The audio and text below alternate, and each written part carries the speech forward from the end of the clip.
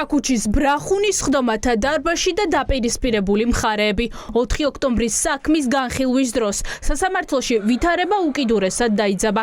სპეცრაზმელი იოსებ ბროსტიაშვილი დაცვის მხარის კითხვებს თავადვე ბლოკავდა. ნაწილს პასუხობდა, ნაწილი არც კი ესმოდა, რასაც ადვოკატების პროტესტი მოყვა. ბოლოს კი ეს სცენარი განვითარდა.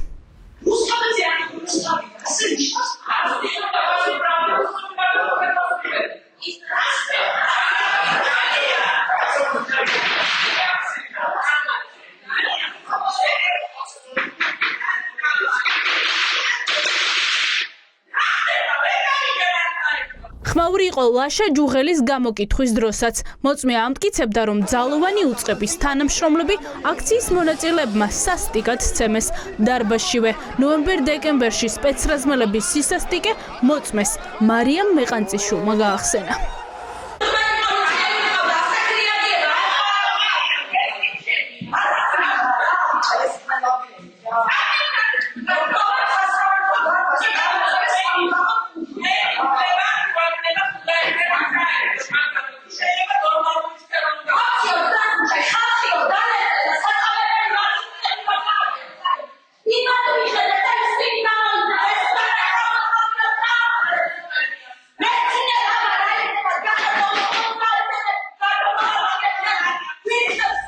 ხდომაზე ცნობილი გახდა, რომ ნანა სანდერსი ბებიის პანაშვიდზე არ მიიყვანეს.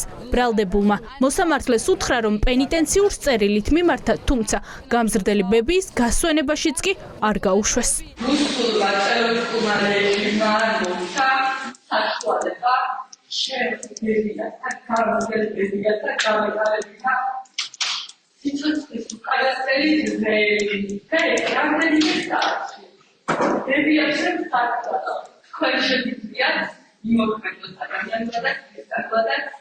და მომხდით საშუალება უკანასკნელ გზაზე ბებიაშვილი თავისი ცხოვრება მის დაჯავებულ ნოყესთან მომენტით ეს შესაძლებლობა.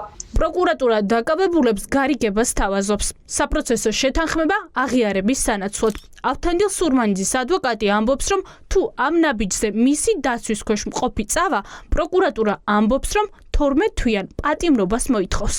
დღევანდელ სასამართლო პროცესზე მივიღეთ ეს შეთავაზება, პროკურატურის მხრიდან გაჟღერდა პროცესის დაწყებამდე. მე შესაბამისად გავიარე კონსულტაცია და დასაუბრება პროცესის შესვენების ეტაპზე, ამიტომ საბოლოო პასუხი ჩემი დაცვის ქვეშ მყოფისაგან არ მიმიღია. პროკურორი ამტკიცებს, რომ საპროცესოს თავად ბრალდებულები ითხოვენ. მოწმეები ბრალდებულებს ვერ ცნობენ, ხელი ვერცერთს დაადეს, თუმცა პროკურორი მოსამართლის ნაცვლად ამბობს, რომ განაჩენი გამამტყუნებელი იქნება. საპროცესო შეთანხმებასთან დაკავშირებით ბრალდების მხარის პოზიცია არის ურყევი და უცვლელი.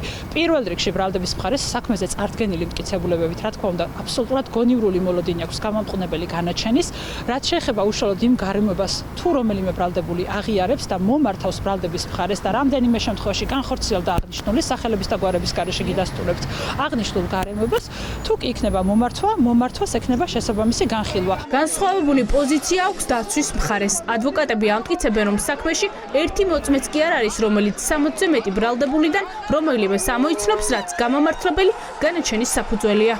ვერ დაასახელა ვერცერთი მათგანი და ვერ მიუთითა თუ უშუალოდ რაში გამოიხატებოდა მათ მიერ განხორციელებული, როგორც ამას პროკურატურა გვედავება, მათ მიერ განხორციელებული რაიმე სახის ძალადობრივი ქმედება, საუბარია ფიზიკურ შეუერთყოფაზე და ასევე სიტყვიერ შეუერთყოფაზე.